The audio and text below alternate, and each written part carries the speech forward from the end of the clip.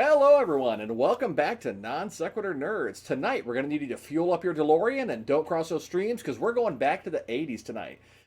Joining me as always, my buddy Ian. How's it going, bud? Hey, we're doing pretty good tonight. Been a busy week, but I think we're starting to finally get over the hump and get kind of wind down.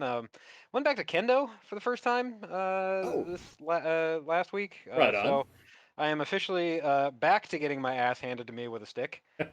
So Literally, not just figuratively. yes, yes. For those of you who don't know what kendo is, look it up.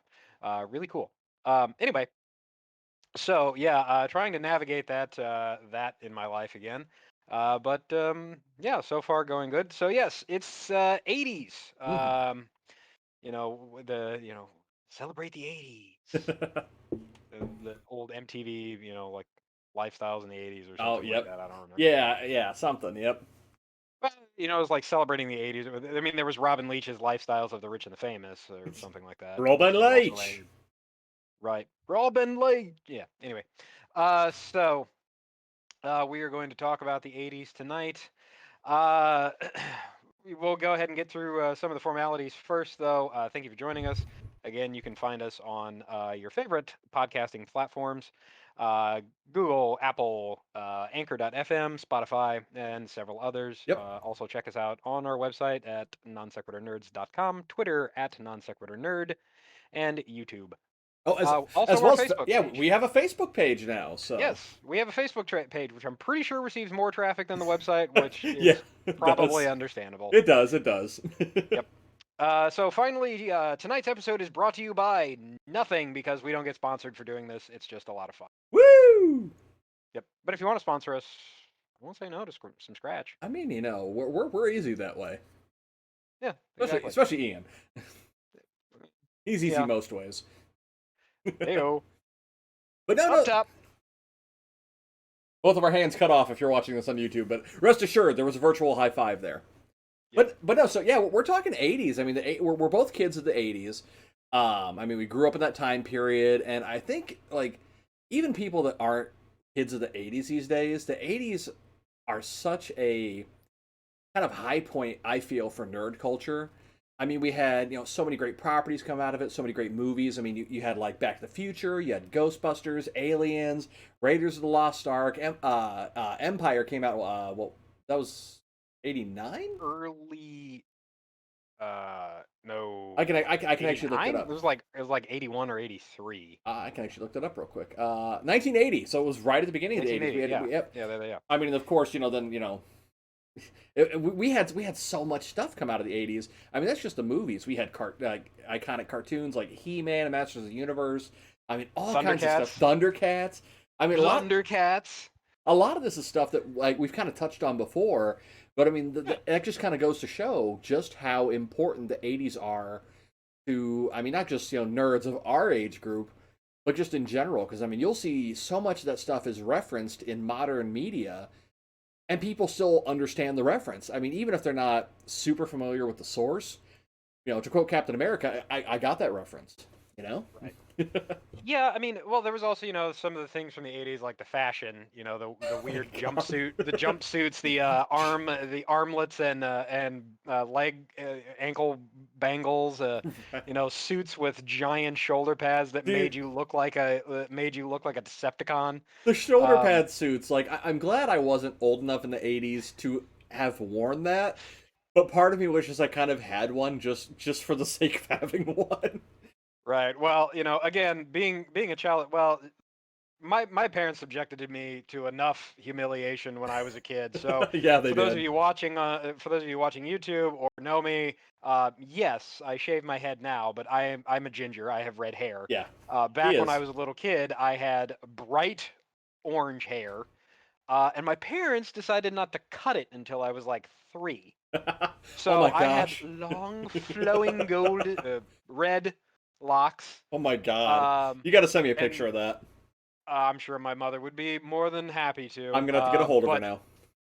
No, I mean I'll find a picture of it. I mean it's probably actually out there on Facebook. Probably. Yeah, no, but they refused to cut it, and so apparently, according to them, they would frequently get approached and say, "Oh, what a beautiful little girl you have." I mean, to be Um, fair, we still, you still get that. Right, I am the prettiest princess. You are. You are the prettiest princess. Yes, You're the exactly. official princess of this podcast. Exactly. So yeah, 80s fashion is certainly something all of its own, and we could it's probably go it's something. into 80s fashion quite a lot, but we're not going to. This is non sequitur nerds, not non sequitur fashionistas. I mean, is that a spin-off show or I don't know. It part of depends, the I guess, non on what your sequitur wife network? wants to do. Dude, okay, she could do an entire podcast, multi-episode, just about 80s fashion. I wouldn't put it past her. There you go. Maybe you should have her record a special, and then we can reference it. There we We'll go. put it out. We'll put it out there. It's the special '80s fashion podcast. Anyway, moving on. So yeah, '80s is I think it was the turning point in nerd culture. Oh yeah. Realistically, um, there was nerddom was always kind of, I don't know, in the shadows. I think Yeah. in previous generations. I mean, we started to see. I shouldn't say it's a turning point. We started to see at the turning point. I think in the late '70s. But it really kind of became mainstream, I think, in the 80s. Yeah. Um, and like you said, we had all those really iconic things, but it was also Revenge of the Nerds, I mean, um, you know, which in today's standards, they should all be in jail. I mean, yeah. Well, the same thing with, like, if you ever watched Porky's or any of those Well, movies. they should also be on lists for some of the stuff they did in Porky's. Let's call it how it is. True. Well, yeah, I mean, terrorist lists. Yeah, among others. Also true. So yeah, the '80s. When I think of the '80s, I think for me, I generally think of the toys more than anything. Right. Well, I mean, Like the because TV shows and movies were awesome, but for some reason, I just always remember the toys. well, I mean, for us, I mean, being literal kids of the '80s, the toys are what we had at our younger age anyway. Was what our most of our exposure to these things was. You know? Yeah, yeah, yeah. I mean, if you look at like some of the major toys, I'll about guarantee you. I don't know the answer to this, but did you have a Teddy Ruxpin? I did actually. I did have a Teddy Ruxpin. Yep, I did too. That Yep. thing was Satan in a fur coat. Dude, but I mean, every kid like that was the toy that every kid had to have. Yeah, And no, it was a great babysitter. I'll be honest. yeah, no. I mean, it was a great toy. Every kid. It was the '80s version of a Furby. Yeah, I'll definitely give it that. It was the '80s Furby. Yeah. Just as annoying and much harder to break because things actually were made with quality back then. Well, I mean, like you still see like toys from that era that are still like fully functional. I mean, the fact that it had a tape deck in it that still works, that says, I mean, if you've got one that still works anyway, kind of just Right. shows the craftsmanship that went into it. Right. Unless your kids shove the tape deck full of chewing gum. Well, I mean, yeah. Well, I mean, I remember a couple years ago they tried rebooting Teddy Ruxpin, and Mm. it didn't use cassette tapes, which any of our listeners, if you're of the younger generation and don't know what cassette tapes are, it's what predated CDs, and if you're too young for that, well, you probably shouldn't be listening to this show. Well, we say that, but it's 2021. Like kids born in the year 2000 can drink. Mother of... Yeah. Why do you always make me feel old on this show? I mean, Well, on that terrible disappointment, wow, goodbye, folks. we're depressed now. Goodbye. I mean, we're adults. We're kind of in a perpetual state of depressed. Let's call it how it is. Exactly. Exactly. Each day is just figuring out how to manage it better, Ugh. or I, for that day at least. yeah, I think kind of off topic, but that's our thing. I think you had sent me a meme where it's from two different animes, and one of them is waking up as a kid. Ah, it's another great day. Adventures with my friends. Life is great. And then the second picture is waking up as an adult. How am I going to get through today? Yep, pretty I much. mean, that's accurate. But the '80s were a happier time, especially for us. I mean, we were young. We didn't have to worry about all this lifetime stuff. So let's get back to that. Let's get back to the '80s. Literally, I want to go back. Right. Yeah, no, Teddy Ruxpin was one of them, and I'm looking at a list of toys because I can't remember everything from back then. I mean, we What? talked about some of the mainstream ones like Yeah. Ninja Turtles, Hmm? Master of the Universe, GI Joe, Yep. and let's admit here, like even Transformers, like all of it was just Hasbro trying to sell Oh yeah. stuff. Like Well, I mean, well, heck, I mean, going off of that, like I've seen lately, and I mean, some of our viewers have probably seen this as well, a resurgence of a lot of those classic toys from the '80s getting, remolded and resold. I have literally sitting 10 feet from me. They did a re-release of the main real Ghostbusters toys. Like they had the four main Ghostbusters, Stay Puft, Slimer, and like a few of the main ghosts. That like they redid the packaging, they redid the figure. I mean, they're using more modern production techniques. But I mean, apart from like the copyright dates on it, it's almost exactly how I remember it being as a kid. I mean, the figures look damn near identical. Like I held them up to some of my original figures, and it's if you're not looking for it, you could easily mistake them. But I mean, like Transformers have done that. He-Man has done that recently. So I mean, you're seeing a resurgence. I kind of wonder, like with the Ghostbusters thing in particular, like how much of that isn't a marketing ploy to get people interested in the new movie coming out. Right. Well, I mean, even like a week ago, like I knew they'd release the action figures. I haven't really kept up on the toys more than that. I'm looking forward to the new movie's toys coming out specifically, but that's closer to the end of the year. Anyway, though, the kids wanted to. We had to do some grocery shopping, and they're like, "Well, we've got some allowance. Can we look?" I'm like, okay. We're going through the toy aisle. We're looking, and I see the Ghostbusters action figures, but then they've also started to release some of the other toys, like the role play accessories as they called them, like some of the gear and whatnot. And like there was one that I don't even remember the name of it, but I remember effectively it was like a proton gun, but it shot those like giant bullet Nerf darts. You know the ones I'm talking about, like the ones that Oh yeah, like the bazooka darts. Yeah, and I had that gun as a kid, but we got it at a garage sale. I never had the bullets or anything for it. But I was sitting there looking at it, going, man, and like I got hit with such nostalgia.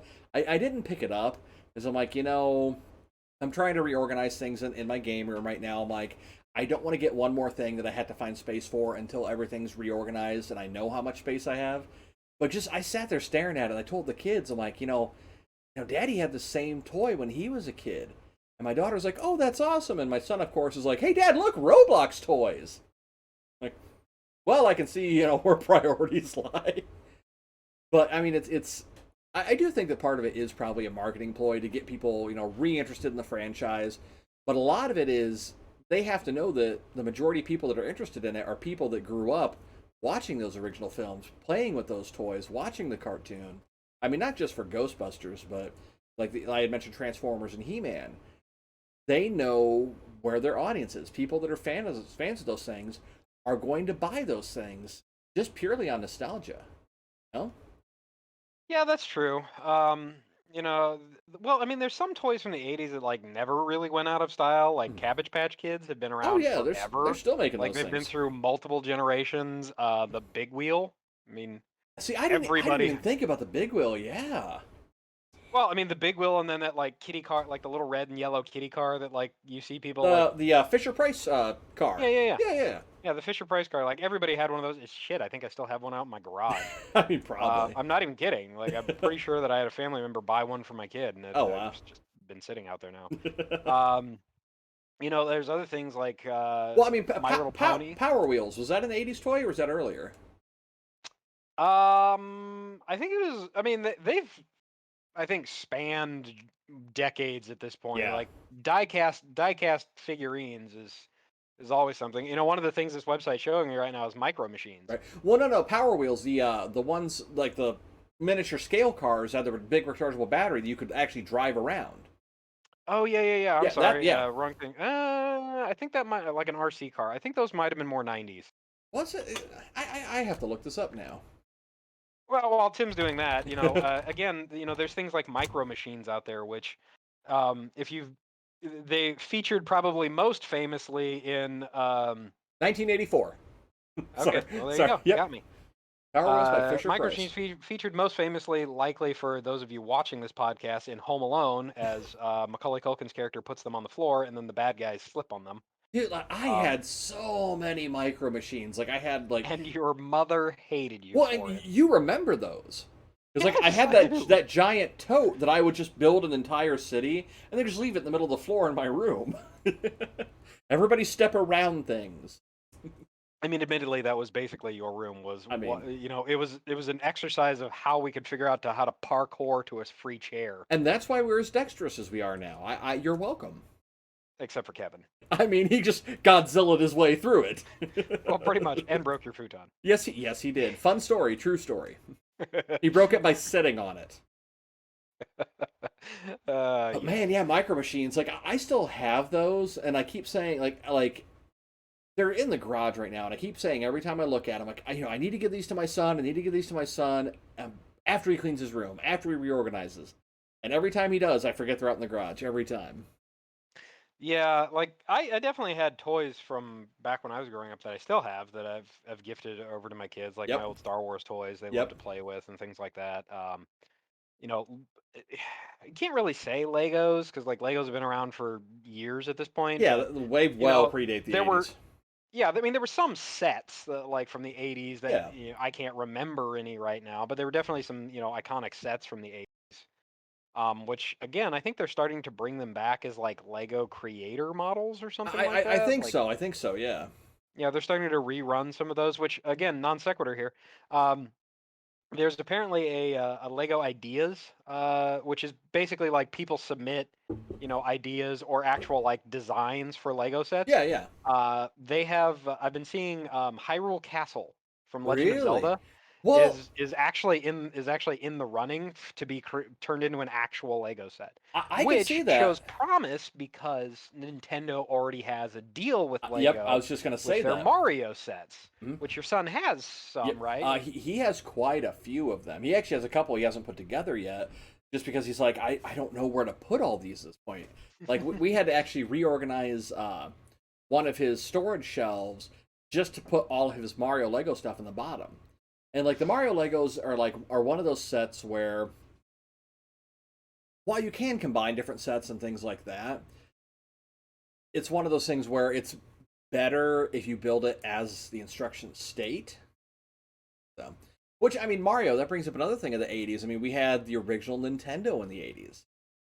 So, I mean, you had those classic. You had Mario. You had the Zelda, Duck Hunt. I mean, I know we touched on it recently in our Nintendo episode, but that was another thing that was just super iconic of the '80s was Nintendo, and Oh, even beyond that, games like Pac Man, arcades were still a huge thing. Like that's well, one yeah, but I mean, if you arcades are one look of the at things I like, wish would come back.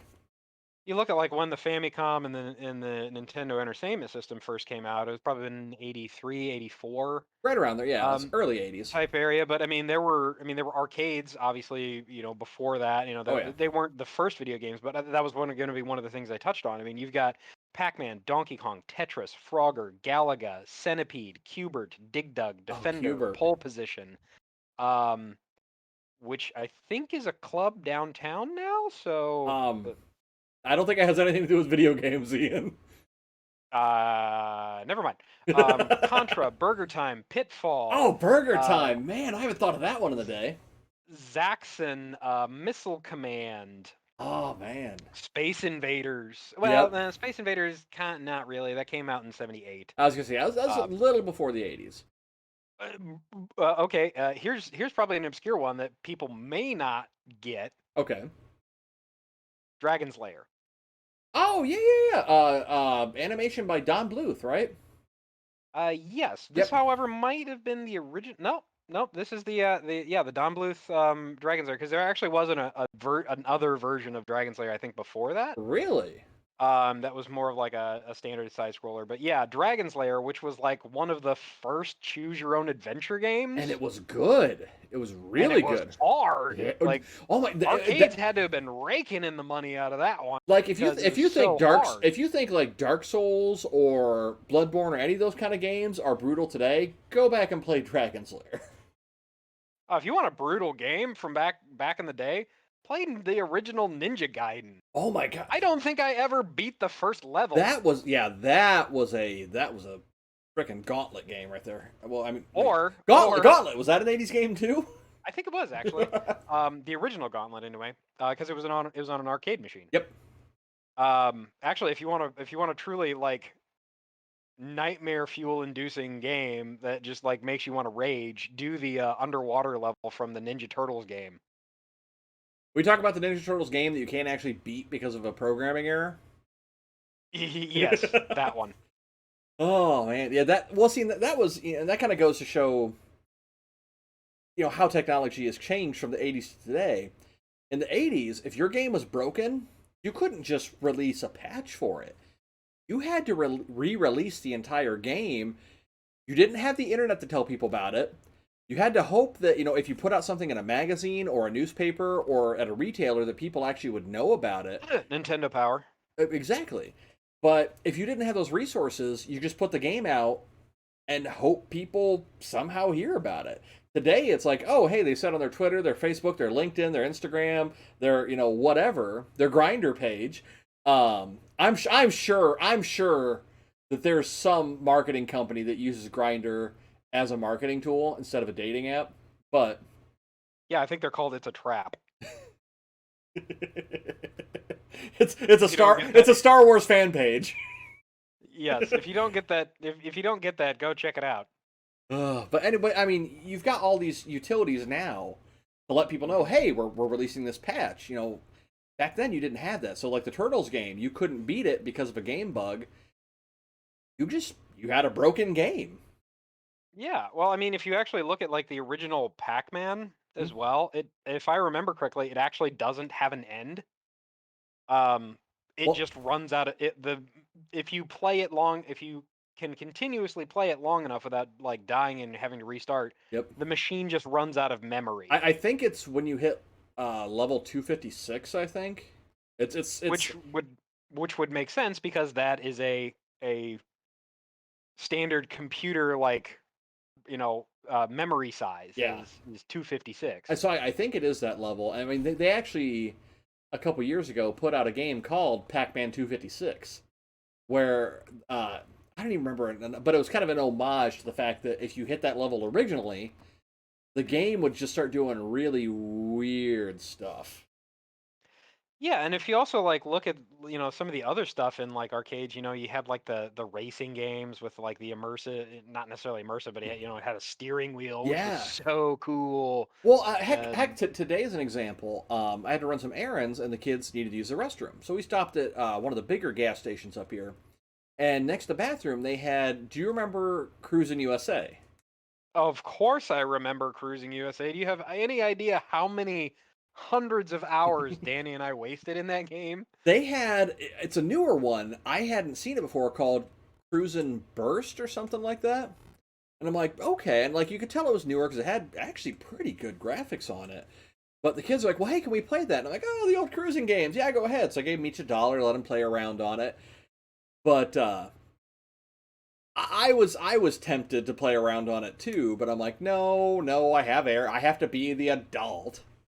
But yeah, I mean, like arcades, if we're talking about arcade machines, arcades were a big thing in the '80s.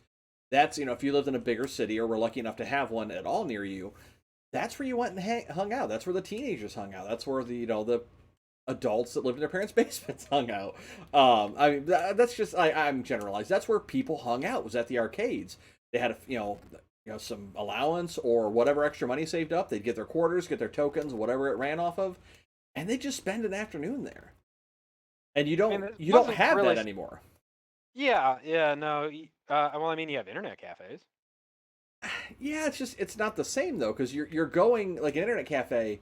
You go there to be social with people that aren't in the same room with you. An arcade, you went there for the experience of playing games with people around you. Like I remember when I was younger, my dad was in a bowling league, and the bowling alley, like most bowling alleys, had an arcade with it. And my dad would give me like $10 every game, or every frame is a single thing. What do they call a full 10 rounds in bowling? I don't sports. Round? A round, whatever. He would give me 10 I think it is round. He would give me $10 every round and go, all right, this has to last you all 10 frames. And I'd go and like I remember like Mortal Kombat and Street Fighter were two of their more popular ones.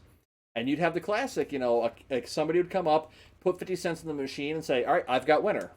And whoever won would keep playing. They had to keep paying for it. But then you'd have a line of kids behind them going, all right, well, I'll take winner, I'll take winner, I'll take winner. And it was a cool, like I made a lot of friends. I mean, we didn't have Facebook or anything back then, so it was mainly like, oh hey, there's Robert that I know from the arcade. There's what was that girl's name? Sue. There's Sue that like I played Street Fighter with her a lot. She was really good at it. But I mean, you don't have that anymore. I mean, there's still places like Dave and Buster's, Yeah. the occasional Chuck E. Cheese if you can find them that have those things. But that whole kind of experience is for the most part gone. Culture? Yeah, it's gone. It's a culture, I think. Yeah. It is. I think there may be. I want to say there is actually a bit of a resurgence. Hmm. Here where I live, there's actually two. We call them beercades. They're bars or Yep. pubs or places that like you go in and you don't like they just have arcade machines everywhere. You don't pay for any of the arcade machine. Like you don't have to pay for anything. They're getting their revenue from you buying drinks and food and stuff That's and awesome whatnot. actually. Yeah, but we actually went to one on my birthday last year. Hmm. And it's really fun because like again, you just have like all of these old arcades and whatnot, just all these old arcade machines, and you just like literally walk around and you grab an arcade machine and you just play. Like my brother and I played the Ninja Turtles arcade game. Oh Except man, except the control stick that he was using was broken. So like he would walk 2 feet and then step back a foot. So it kept messing with him. I remember when I was in college, our buddy Kevin and I, the campus hangout had a few arcade machines, pool tables, things like that in it, but they had the Avengers arcade machine. Well, Captain America and the Avengers. And the arcade machine was set up so that player one was always, well, if you picked the player one spot, you were always Captain America. Player two was always Hawkeye, 3 was Iron Man. I don't even remember the specific layout, but the Captain America spot was broken. He could move, but the attack buttons wouldn't do anything. So you could just move around and jump everywhere, but you couldn't actually do anything. So you would always see 3 people crowded around that, and then the one guy who had never played there before would go, "Oh, I'll play it. This is some bull crap." And so like Kevin and I would make it a game to get people to play as Captain America. Nice. I mean, they had it set to free, so you didn't lose anything, but Right. Other than just your time. your time and your pride. One of the things that in more modern culture that I think is really really cool and whatnot is they did kind of pay homage to the arcade in Disney's Wreck-It Ralph. Yeah. Like, They did. Yeah, they it's did. in an arcade. Like they actually even reference all of these old arcade games and the Cubert and Wreck-It Ralph. Yeah. Is an old arcade Tappers. character. Tappers. Yeah. Oh man. Yeah. Yeah. Well, sorry, it was Fix It Felix Jr. was the actual arcade Yeah. game. But Wreck-It Ralph was an old arcade game character. That was the whole point of the story. Yeah, so that I felt they did a really good job of paying, kind of obviously they went off the rails a little bit, but it's all set in an arcade and it's supposed to be fun and Yeah, and it kind of gives you a was. little bit of a glimpse. And one of the things you were talking about a minute ago, like I've got winter and whatnot, or there's times where you see like these kids that they walk up and put quarters on a machine. Yep. Like, oh, I got next play or something like that. Yep. I got winner. That's very much a callback to that 80s, 80s, early 90s arcade culture. Oh, absolutely. Yeah. Yeah, and so like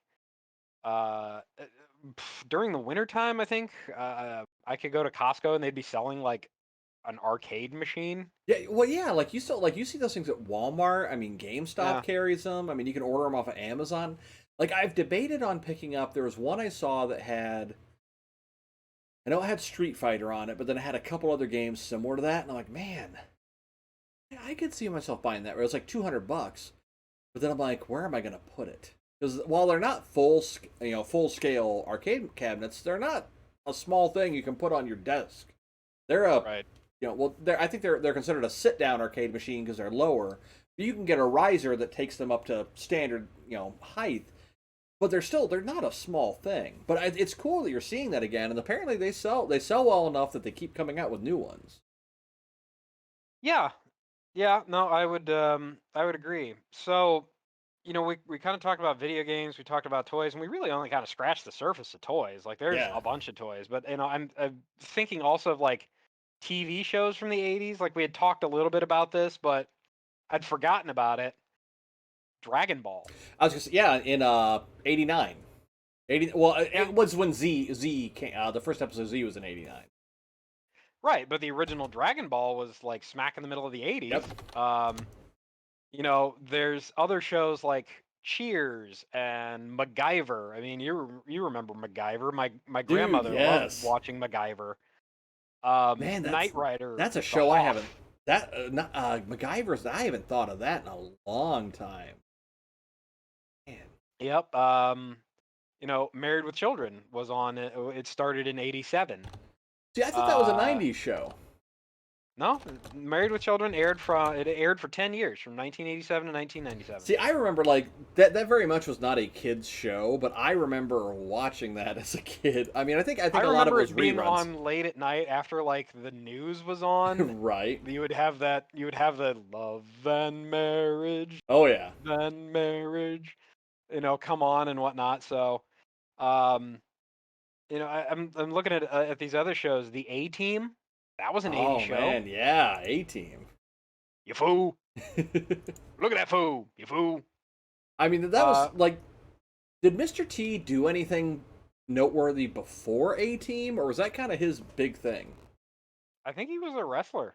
Like I, Well, think I he was know one of those, he like- wrestled, but I don't know if that was before or after A-Team. yeah, that I'm not sure. Well, here's one for you. Okay. Really? What? The first episode of Seinfeld was in 1989? Are you serious? That doesn't Wow. seem right. That. I mean, it ran for a while though. Seinfeld, let's take a look. Nope, 1989 to 1998. Wow. Huh. All right.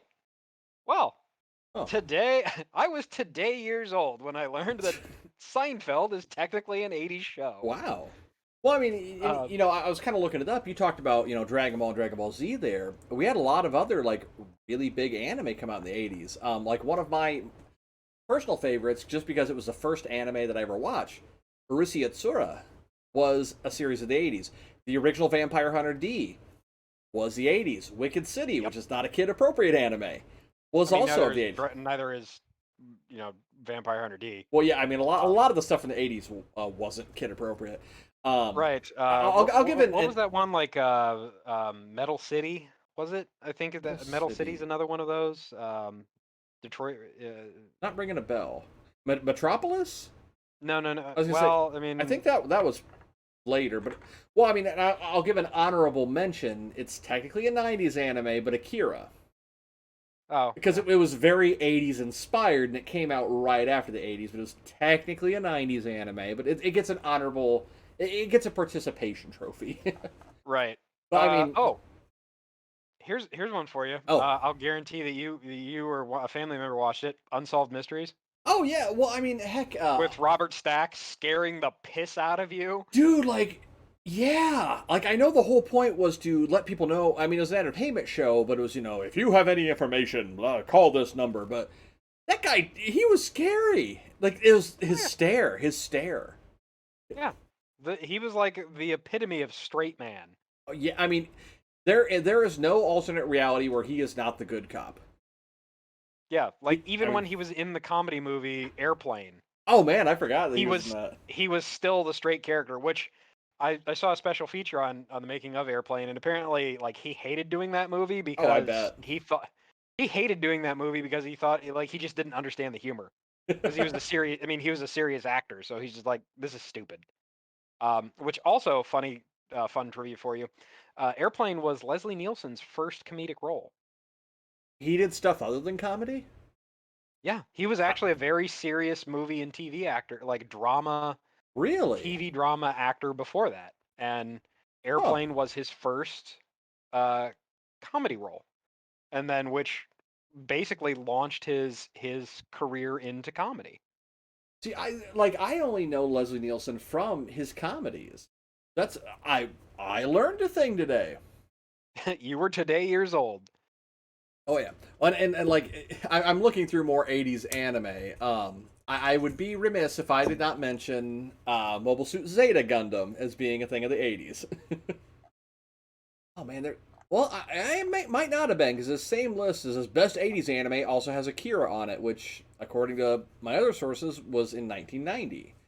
So it was of that era. You kind of split hairs when it like the turn of the decade. You know, Well, I mean, people are kind of weird about that. yeah, I mean, because 1990, it's the 90s, but like those first couple years of every decade transition are always transitioning to new things. Like, I mean, the early 80s kind of had that bleed over from the 70s as well. And same thing, Yeah. the early 90s were very much 80s inspired. Because, I mean, literally, it's what we had to go off of.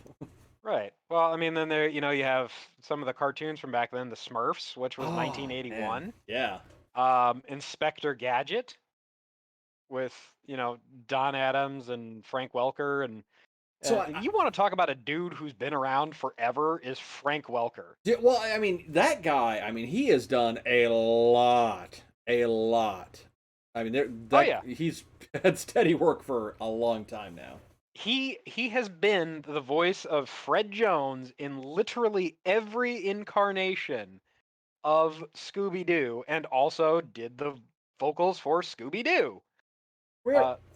See, oh no, I'm thinking of Casey Kasem doing Shaggy for the longest time.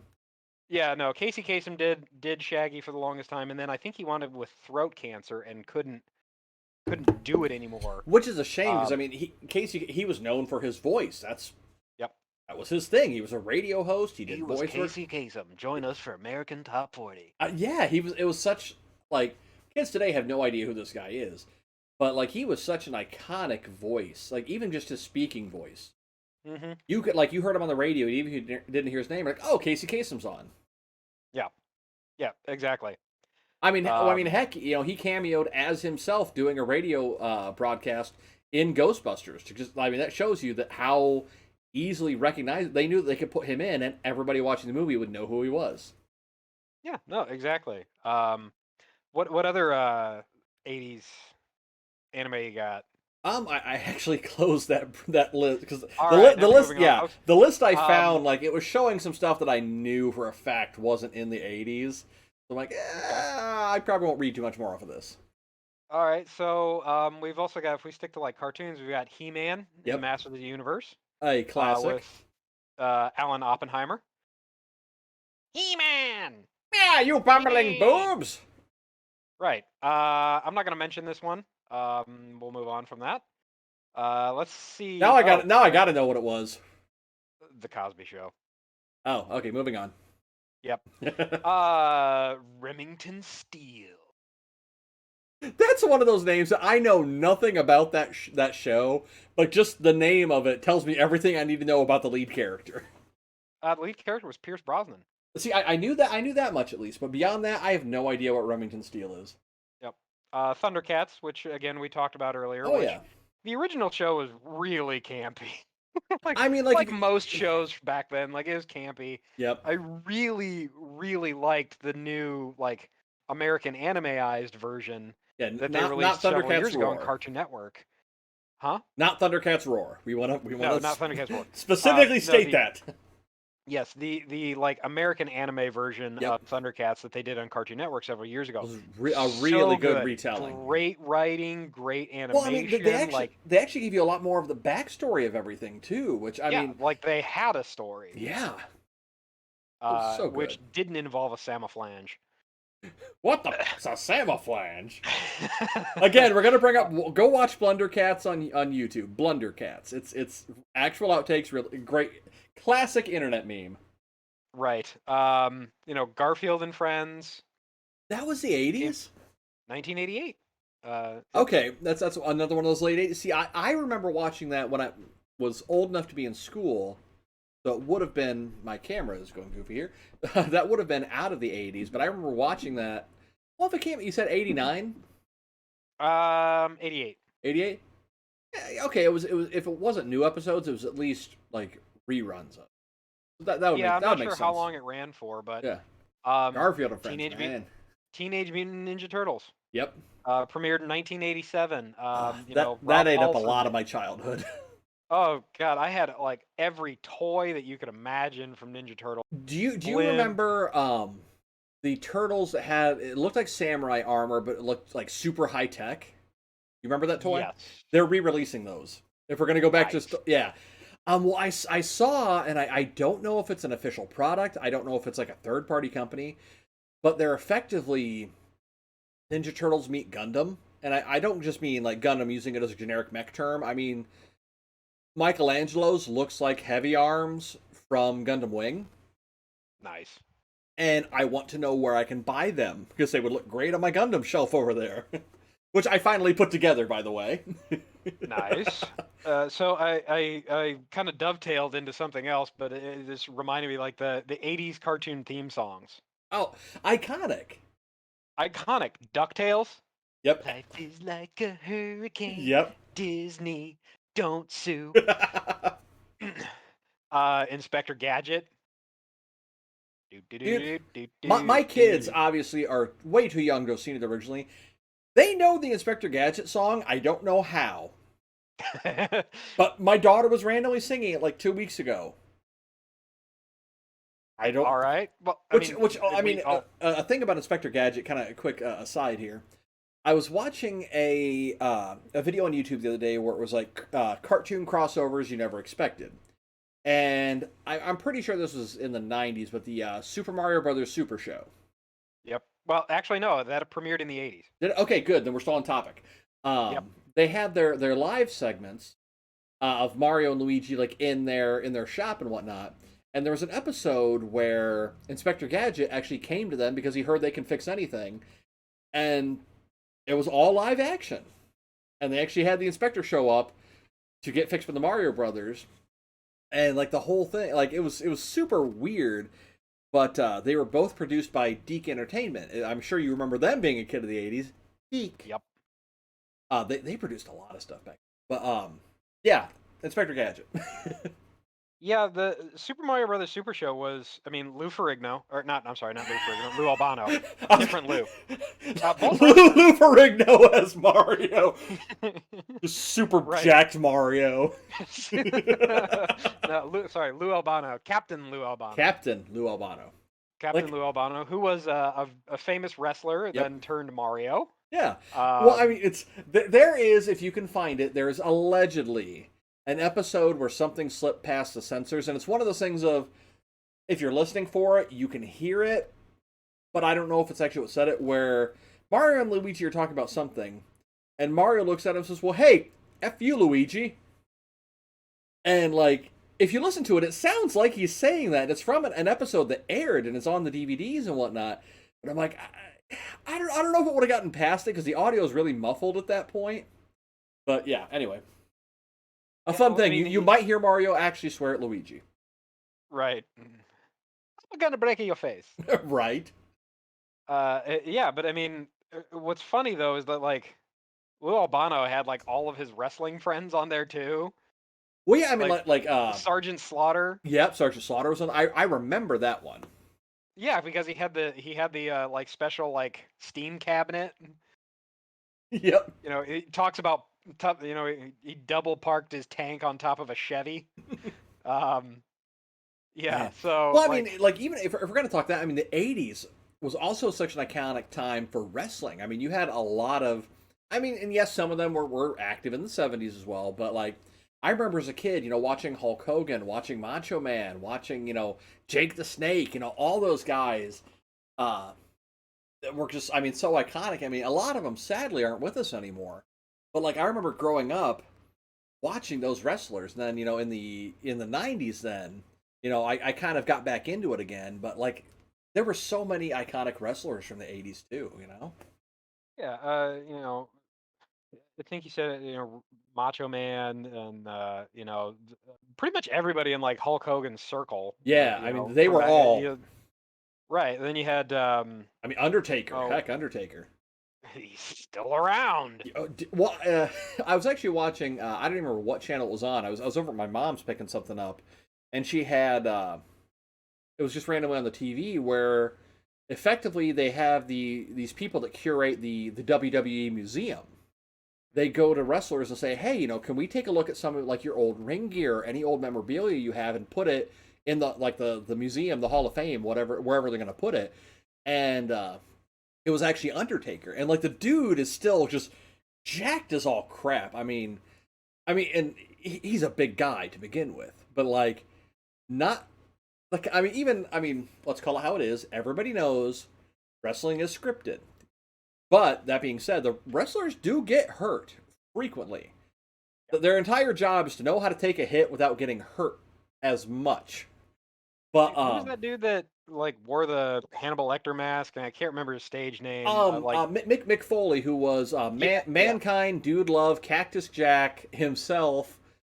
I think that. I mean, he was like missing half of his teeth because he was constantly getting like. I think he had to stop because if they were like, you get one more concussion and you're gonna die. Yeah. Well, I mean, he's still active in that community, but he's not active in the ring as much. Like he'll take the occasional bump, but that's about it.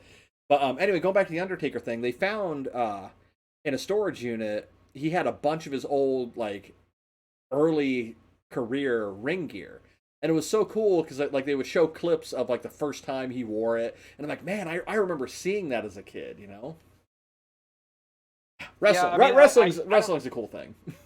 Yeah, I don't have much to contribute to that conversation. I've never been like big into wrestling. Like I know some of the big names and whatnot, like the Iron Sheik and those kind of things. That's even might be one of the more obscure ones that folks don't even know about. But back in the day, I mean, like, I hate to say it, but like during the '80s, it was very much if the character was a heel, they were a non-white guy. That's kind of how they did it in wrestling in the '80s. Yeah. I mean, let me rephrase it. Not all heels were non-white males. But if you were a non-white male, typically you were a heel. Fair enough. Here I got another show for you. Yeah, what do we got? Well, excuse me, princess. Oh, the Zelda show, yep. So and kind of curtailing off of that, Captain N and the Game Masters, which I loved that series. And I like, oh, this Mega Man guy, he's funny, blah blah blah. And then I actually played the Mega Man games and went, oh, they did him dirty. They did him dirty in that show. Yeah, well, I mean, remember Mega Man had his own TV show. I don't really know. I don't know if I can call it awful. Like it was the show. Like it was like a Mega Man show. Yeah. Like well, I mean, they did at one point they did a crossover event with Mega Man X. Yeah, because they were promoting the that game series and whatnot, and it was just such a weird mixture to see because they were playing X off as very much the post-apocalyptic future bad boy, and then you had regular Mega Man who was Mega Man. Mega Man in that show, like basically a dork. I mean, yeah, it was pretty bad. Well, they came out a couple years ago with a new Mega Man series. I'm assuming nobody really heard about it because it never went anywhere, which was sad because I'm like, oh, cool. I mean, Mega Man, another one of the properties of the '80s. I remember when the Mega Man Battle Network series came out of the '80s, obviously. I remember when that series came out because is still am in love with it. One of, if not my favorite Mega Man series. But they came out with an anime for that, which like I imported from Japan. I was so super happy about it, and then like it never went anywhere, which is sad. I mean, I have a lot of the toys from that as well that I imported from Japan, but I do have some of the original Mega Man cartoon toys as well. A couple, like I know I have Mega Man, I have Mega Man, Cutman, and Gutsman, I think. Well, ironically, you mentioned that, and I bought like one of those like random grab bag things at ThinkGeek or whatever. It's like, mystery, like mystery bag. Like it could be a random, there's a random, themed toy in it, and I have a Cutman sitting up on my shelf. It could be a boat. It could be a boat. No, I mean I'm a big fan of the Mega Man series, mostly the X series. Zero is actually my favorite character. I was gonna say, yeah, you were always more of a fan of the X series. Yeah, and I've got a Zero sitting up on my shelf next to Cutman. I actually have a Zero figure sitting upstairs that my daughter accidentally broke his hand off, so I have to super glue that because I'm like, well, for whatever reason she really likes playing with that Zero figure, so I'm gonna reglue his hand on here probably tomorrow. Is that like X-Zero, or is that like the Z series? Like, X-Zero. oh, okay. Yeah, I just wasn't sure. Well, I mean, the ZX series was, it was all right. I didn't get super into that one the way I did the classic Mega Man series. ZX was all Right. right. But anyway I though. watched it. I watched a thing on YouTube, and we're getting way off topic Yeah, we a are. while ago. It was like the complete history of like just the Mega Man X, like after Mega Man X and beyond. It was Yeah, like 40 minutes long, yeah. but There's it so included much everything, lore. So much lore. including like battle, like the BattleNet, and then like the ZX series, and like because that is actually canonically like they're connected. They're not just like Right. separate things. Like even the Mega Man Legends Yep. Which is an games. alternate reality, depending on who you ask. According to the thing that I watched, which again may not be like gospel, it Yeah. was like actually like 1,000 years after the X series ended on another planet. You Like it know, was like the survivor. It was like the survivors went to another planet or something. I vaguely remember hearing something about that. I don't know. I'm gonna have to look into it later. That's gonna Right. bug But me now. anyway, Anyway, moving back to the 80s. One thing we right. One thing we haven't covered yet Yeah. is comic books. Yeah. Well, I mean, sadly, we haven't really talked about comic books much on the show thus far. Right. Well, I think for future show that would be fantastic There we because go. I think we have a couple of different you know uh different loves. I'm more of a Marvel guy. You're a DC guy. I am actually. Yep. Yeah, but I mean, if you look at like you look at like some of the comic books back then. There's obviously Spider-Man. I mean, They were like big name comic books from back then. They had a lot of really awesome, really cool arcs like oh, Secret Wars. yes. Uh, the Killing Joke Oh, was actually yeah. the 80s, which is one of Alan Moore. So like obviously he's no stranger to controversy Yeah. like being visceral. I believe he did V for Vendetta, right? Yeah. Yep. Watchmen. Hmm.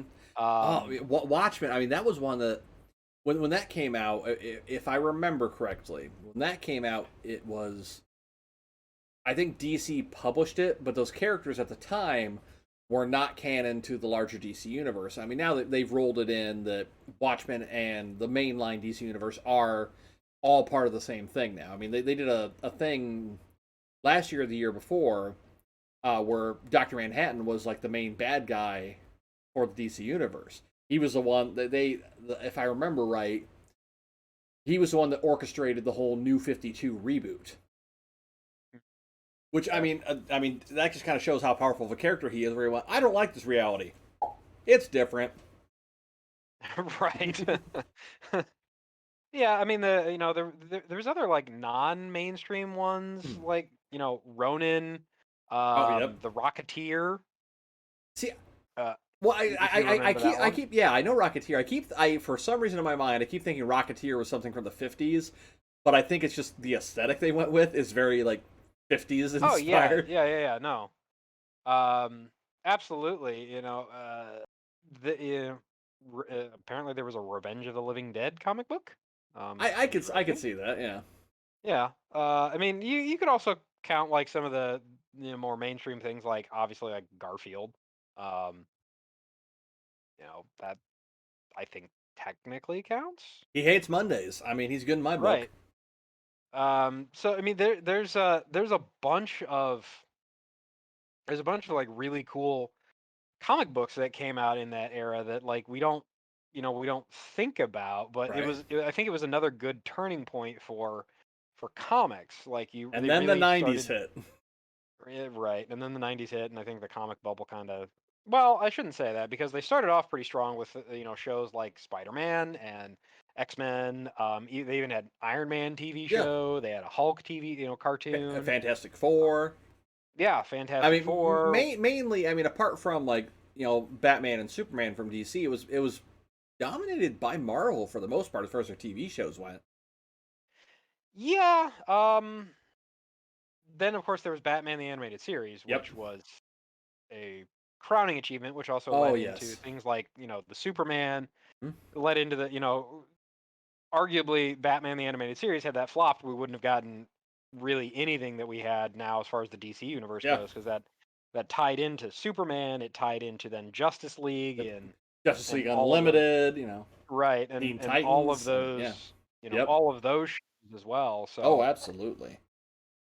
but there's yeah, I mean there's so many different uh comic books out there. Like I think that was when we first saw the the black suit Spider-Man. Oh yeah, the beginning of the The Venom, symbiote saga. Yeah. the Venom suit, or symbiote suit Yep. Spider-Man, I should say.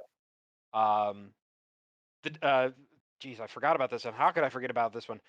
Frank Miller's The Dark Knight Returns. Yeah. Oh my God. So I finally recently sat down and watched the animated featurette of that, Hmm. and like I read yeah, I read Dark Knight Returns originally, but seeing that animated, man, that took me back. I mean, they did such a good job with that. Yeah. No, they really did. Oh, A Death in the Family. Another iconic one, absolutely. Batman, A Death in the Family, where people voted to kill a kid. I mean, like, I get How it. terrible of a character are you that people actually want you to die? How terrible of a kid are you that people voted for you to die? Jason Todd, what did you do wrong? Everything. Apparently Everything. everything. Yeah. I recently watched the animated version of that as well. I mean, arguably though, I mean, because of that, we got one of the greatest, Batman antiheroes in Red Hood. I mean, so Jason Todd, in my opinion, has done so much more as a character as Red Hood than he ever did as Robin. Yeah, no, I would completely agree with that. He was he was one of those characters that obviously was not like a not well loved. I mean, they But voted to kill him, so. yes, in a very visceral and brutal way. Yeah, yeah. I mean, yeah, I mean, he gets beaten with a crowbar and then blown up. yep. And then driven crazy by a Lazarus pit after being resurrected from death. Correct. Yeah, that was an interesting time for comics, definitely. Yep. The '80s also saw the premiere of Rocket Raccoon. Oh yeah, I guess he was an '80s property. Yep. I mean, He's probably arguably one of the hottest properties around now. I mean, yeah. I mean, The between him and Guardians of the Groot, Galaxy and right. I am Groot. we We are are Groot. Groot. Tier. Marvel, why you gotta do me dirty like that? They have such good storytelling in their films. Yeah, they do. I'm really looking forward to the start Everything. of. Well, I'm really looking forward to the start of Phase 4. Yeah, yeah. We'll see where things go from there. I mean, even Transformers had comic books back then. Yeah. Like Well, I mean, Marvel they had Marvel Marvel. did tie-in comics with Yeah. it. Well, I mean, and they had a funny aside on that. In the UK, there were also Transformers comics that followed a complete. They weren't like reprinted from the US ones. They were a completely different story, different artists, different writers, everything. So, like, if you look at them side by side, yeah, there were a lot of the same high notes that they each kind of touched on, but they were completely different stories, completely different histories. I mean, it was a really weird time. Yeah. Well, I mean, there's also Neil Gaiman's Sandman came out in the '80s. Wow, I didn't think that was that far back. Man. Yeah. Crisis on Infinite Earths. Oh man, that is such an iconic thing from DC. Yeah. No. Man, love Crazy. So amazing. Like I said, Watchmen. I'm just kind of like scrolling through a list of things here, but um, you know, there's just so many. Uh, even the Ninja Turtle. Well, actually, technically, the Ninja Turtle started as a comic. They Many people did. don't know this. Yep. Um, A black and white comic, if I remember correctly. correct. Yep. Don't show your children. Dude, yeah, the original Ninja Turtles, that was not a kid franchise. Like the cartoon that all of us know and love is Right. not the same thing as the comics. Like if you go back and read the comics, it is dark. Yeah, like Shred or Splinter is like the nice cheeky mentor or whatnot. Comics? No, he Yeah. is 100% training the just for revenge. Yeah. He has no real fatherly attachment to it. Like they are brutal killing Yeah, machines they and are. murder the crap out of the Shredder. Yeah, like I mean, we're talking like Mortal Kombat style ninjas, not what we saw on TV. It was Yeah. man. I want to go back and read some of the Yeah. old Turtles stuff now. Yeah, well, I mean, yeah, It's there good. it's It's just good not. stuff. It is very good stuff. It is very good stuff. It's just not something that you want to show your kids. And it really makes me wonder, like, how the hell did you guys adapt this into what it Right. is? Well, I mean, fun fact. This is actually true of a lot of things in the '80s. The only reason in the cartoon the turtles have different colored headbands is so that it was easier to tell the toys apart for kids. In the Yeah. original comics, they were all, I believe, red. All their face masks were all red. When they made the cartoons, they made them each a different color. Same thing with, well, a lot of stuff, but the one that comes to mind specifically is Real Ghostbusters. The cartoon for that, in the movies, they all wear khaki jumpsuits. In the cartoon, that's why they, well, they explained in universe why they have different outfits, but the reason that they designed them that way was to be able to easier tell the toys apart. But Right. in the cartoon, they explain that after their fight with Gozer, their old jumpsuits absorbed too much. I gotta remember, it's too much PKE energy or something. It's too much negative energy, and they had to be disposed of. So Egon got them all new jumpsuits, which just happened to all be different colors. In my mind, I think Egon was OCD enough that he wouldn't have gotten mismatched outfits. They would have all been the same. But luckily, because of that, we got some of the great characters in the form of the Ghost Ghostbusters or the People Busters or what, however you want to call them. So I mean, Right. and those are characters that have made recurring appearances in a lot of different Ghostbusters extended media. Not in the live actions. I would love to see the People Busters in live action, but anyway, that's just me as a fan.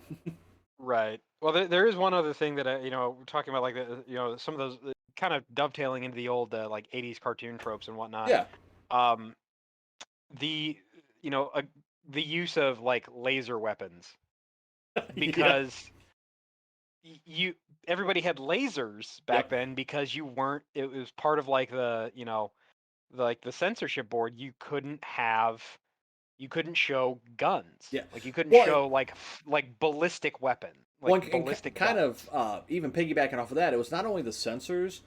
Most toys, and it's still true today, are made overseas in China, Japan. Usually in those areas. There's actually, and I think it still stands today, that realistic weaponry. There's still a higher import tax on that than there is a laser gun, which is Right. why like Nerf guns have a somewhat, depending on the Nerf gun, you can tell it's a gun, but you can also tell clearly it's not a realistic gun. There's not as much of an import tax on that versus if you had a replica of an AK-47 toy. There would be a much higher import on that versus a Nerf gun of similar quality. And Right. that was even true back in the '80s. So it was partially for the censors, partially to save money.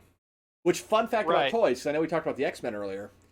There was, I don't remember all the specific details, but dolls and humans, as far as toys go, are taxed at a Oh, higher rate. You know what I'm going to talk about. yeah. Yeah. Marvel actually took this case to court, arguing that the X-Men, they specifically use their X-Men line of toys as an example, are not humans. They are, in fact, mutants, and explained why that's different and won that court case. And I believe that still stands to this day that any mutant characters or any of the non-humans, like the Inhumans, um, any of the other like Marvel alien species, anything like that. So like Thor is an example. While he looks human, he's technically an alien or a god, depending on what storyline you're following. But those actually are cheaper for Marvel to produce overseas and import than it would be to import, say, an Iron Man figure because he's a Oh, normal I human. mean, if you depends on how you want to split the hairs, right? Like if you're importing, if he's in the Iron Man suit, you could say, well, it's not actually a human; it's just a suit of armor. Right.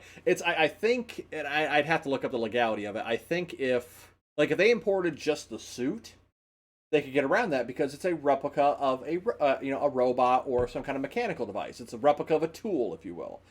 But if they imported like a Robert Downey Jr. figure, oh, that's a human. But if it's in Yep. the suit, I don't know. I think if he's visible in the suit, it would probably fall under he's a human. If you I just guess see how the does RoboCop fit into there then? again, me being the tenured lawyer that I am, my opinion would be he's a cyborg. He's not a human. That's fair. Yep. I would concur with that ruling. Sustained. There we go. This has been legal hour. Right. Yeah, and that also kind of ties into like one of the really like if you go back and watch the original Teenage Mutant Ninja Turtles shows, like one of the heavy tropes of that series is why all the foot soldiers are robots Yep. is because you can actually like attack and destroy them, Yeah. and also why any non-robot they defeat them generally by throwing trash cans at them. Right. Because and it actually became Censorship. such a running gag that in some of the newer Ninja Turtles they've done like universe crossovers, Yep. and they brought the original Ninja Turtles over to like the new universe, and they start throwing trash cans at people, and the other turtles are just looking like, what the hell are you doing? Like, go and fight We're them. beating up the bad guys. Well, oh goodness, what there was a show from the '80s, a cartoon. I don't remember what it was, but the network that it was on had such strict censorship laws that the character. I'm trying to remember what it was, but like their iconic signature weapon, you never actually see them use it in an offensive way. They only ever use it in a defensive way or punch things, which they. That's gonna bug me Can you now. describe the show? I don't, for the life of me, remember what show it was, but I mean, it was an action show, and the character was known for having this really awesome weapon of some kind. I don't remember what it was, but I know that like Wolverine from the X-Men is an example. You never see him use those claws. He never actually connects with anything that's human in appearance. The Sentinels, he buries his claws into those things. Any other mutants, he either has his claws in and just punches them, or just whiffs in the air in front of them. You never see him. I think there's only like a few instances where you do. I think he But for slashes clothing, I think but so. it doesn't show any kind of wound. Yeah. So I mean, like cartoon censorship is a really funny thing because like as adults we can tell what's supposed to be there or what's implied, but Right. kids they're just like, oh cool, Wolverine's attacking things with his claws. They don't see the minutia of that. And as a kid, I don't think I did either. It wasn't until I got older and fell into a YouTube rabbit hole where I started noticing these things. Yeah, and then it kind of applies even to some stuff from the '90s and today. Like, Yeah. the example that stands out in my mind is Aladdin and the King of Thieves, which is the third Aladdin movie, Yep. which was a direct-to-DVD release. There's a scene in it where he fights a guy, and he's got these like metal tiger claws, Yep. Yep. and he slashes Aladdin in the side, Hmm. and like it shows in the movie like he takes the hit, like he shows pain, and like they have like a kind of a quick scene where he like or something like that. Right. Um, in the original trailer media, they show a blood patch on his side. Oh. In the release, It's not it's there. just a torn it's just a torn piece of clothing. Well, I So mean, it was originally animated and trailered with this blood patch, and then huh. Disney went, Yeah, we can't do that. no. Well, I mean, Yeah. and And that's also why you see a lot of Disney villains that like die off screen and stuff like that. right, Is, or they'll they don't fall want into a or- fire, and you see them fade, as they fall into it, but you never actually see them, burning alive. right, or the even with as old as Snow White, where the evil witch falls off a cliff and then has a boulder fall on her. Like it's Yeah. pretty obvious Yeah. like she's dead, but You're they don't dead. show. I mean, there are a few occasions where they show it, like Sleeping Beauty, where Maleficent in her dragon form. Yep. In her dragon form, takes the sword to the chest, Yep. but she's not humanoid. Yep. Even the Black Cauldron, which Is it? is a frickin' scary ass Disney Yeah, it movie. is. Yeah, it is. One that they don't Yeah. talk about. Yeah, no, the death of the Horned King, like he gets sucked into the cauldron and Right. turned into a skeleton. Right. Not kid friendly. Yeah. Anyway, But yeah. So I mean, getting back on topic. I mean, the '80s were, if you guys can't tell, were a really big part of Ian and I's lives. I mean, that's when we grew up. That's where a lot of the things that we're fans of today come from. And it is nice to see a lot of these things getting reinvigorated, rebooted, re-released. Um, just to kind I of have fashion. yeah, you got the '80s can keep its fashion. We'll take everything else. Yep, exactly. Um, yeah. So, like Tim said, the '80s holds a special place in our heart because it's really the start of our. It's obviously the start of our lives, but it's Right. also the start of like our. I'm not going to say indoctrination. Our um, adventure into becoming the people that we are Oh, today. very much so. Especially with the proliferation of cartoons and toys and Yep. comics Yep. and all of the great nerd culture stuff from the 80s. Yeah. Obviously it holds a very special place in Tim's heart because that's Hmm. where Ghostbusters came Yeah. from. Yep. Uh, one of my brothers who's been featured on here several times, his favorite movie of all time is Back to the Future Yep. movies. Back to the Future, 80s. We've got great nerd culture from the 80s. Star Wars movies, the Star Well, Trek: The Next Generation some of the Star started Wars movies, anyway. right. Some of the Star Wars movies. The Star Trek: The Next Generation. It all started really in the 80s and Yep. kind of led. It was the new wave of of nerddom after being kind of in the shadows for a while. Right. But it ushered in this new era, and Absolutely. I don't know that it's actually gone away. In point of fact, I think it's just gotten bigger. I would agree 100% with that one. So, um, yeah, yeah. So that was our hot take. Oh, I don't even know if you want to call it a hot take. That was our thoughts on the '80s. I mean, it's yeah, I'll agree with Ian. I don't think any of that stuff that's getting a resurgence is going anywhere anytime soon. I mean, as Ian mentioned, the '80s are special for me because that's when Ghostbusters came out. Which anybody that knows me knows that I am a phenomenally huge Ghostbusters nerd. I'm super excited to see the new movie. I'm excited to see where they're taking the story on it since it is a sequel to Ghostbusters 2. I'm excited for all the toys that are coming out for it. I'm excited to share that movie with my kids.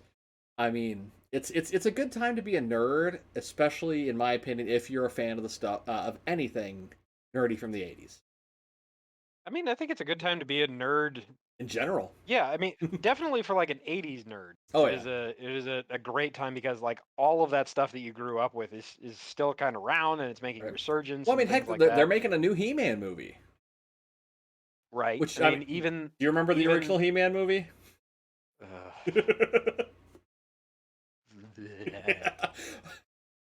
It was a thing that existed. Um, YouTube that as well, folks. yeah. Buyer beware. Anyway, but I don't know that we can continue to stroke the 80s as much as we have. Well, we probably could. We just need, like a break. Yeah. Uh, Got to rest and recharge. There we go. Um, anyway, so there is one thing that the 80s didn't give us, though. Oh. Yep, UA Bowl. I'm sure if we dig somewhere in there deep enough, if we dig deep enough down the UFO rabbit hole, we will find some like what was that? 10 Shades of Kevin Bacon, where it's like, or 10 Degrees of Kevin Bacon. There's like a 10 Degrees of UFO. I know it. We will make this happen. Yes, exactly. Um, Thank yeah, God the '80s didn't give us him though. yes, and his first movie was 1992, so he can't even claim the There we 80s. go. But we did mention him on the show, so Ding. check mark. The All '80s right, gods folks. have smiled upon us this day. Yes. All right, folks. I think that'll probably do it for us for now. We have regaled you, gushed over the 80s, and just kind of pulled open the petticoat of nerddom that was the 80s, and bared our souls to you. Uh, well, that got weird. That Anyway, got really weird. so we'll, I think, go ahead and sign off for now, and I will same shtick that I started with. Again, catch us out on YouTube, Twitter, Non Sequitur Nerd, Facebook, website, www.nonsequiturnerds.com, and to give us a listen on all of your favorite podcast platforms. Yes, please do. Yep. So, for Non Sequitur Nerds, I think we'll go ahead and sign off. I'm Ian. And I'm Tim. Have a good night, everybody.